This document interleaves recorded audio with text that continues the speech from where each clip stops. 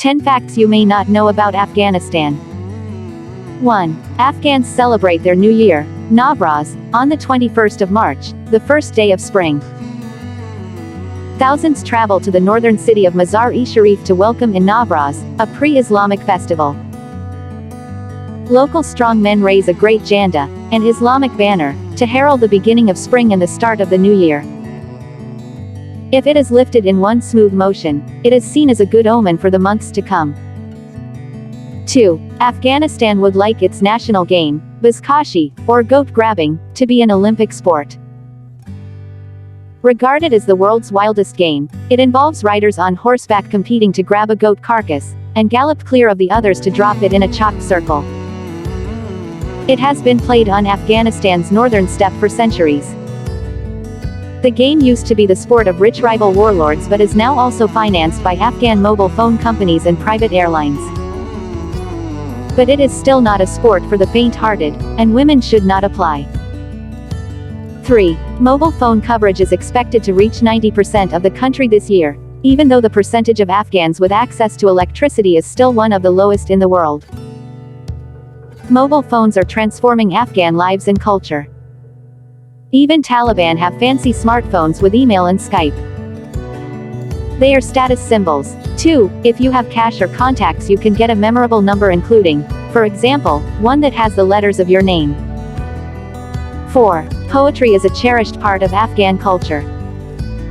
Afghans have told their stories in verse for more than 1,000 years.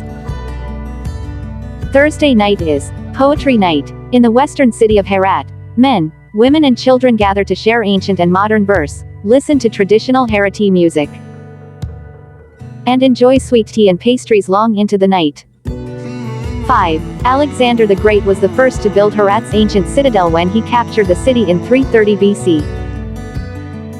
The only woman to capture the heart of the Macedonian Empire builder was the beautiful Roxanne, from the northern Afghan province of Balkh.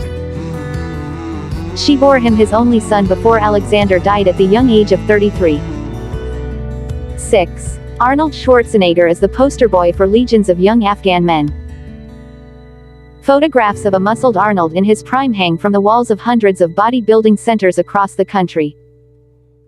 Some Afghans say the action star turned US governor looks like an Afghan. 7. Afghan cuisine is more sophisticated than kebabs and rice. This landlocked country has been at the crossroads of major civilizations for centuries, and that is reflected in what is on the menu.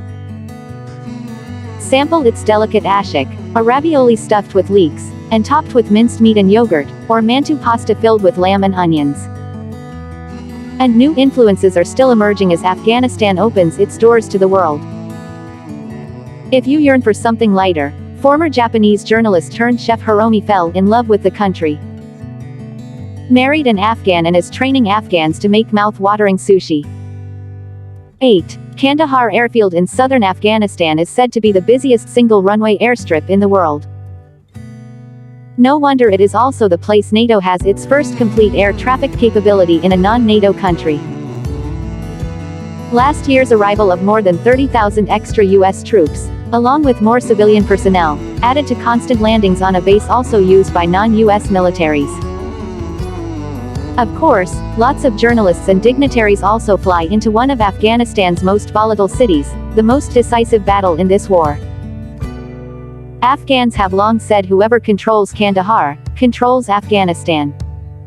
9. The world's first oil paintings were drawn not in Renaissance Europe but in the caves of Bamiyan, in the central highlands of Afghanistan around 650 BC.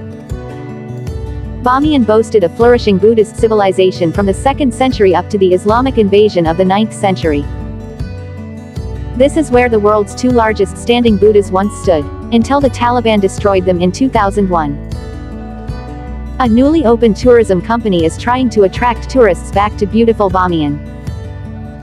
Last year, they had a grand total of 2. But the people of Bamiyan remain hopeful. 10. Afghanis is the currency, not the people.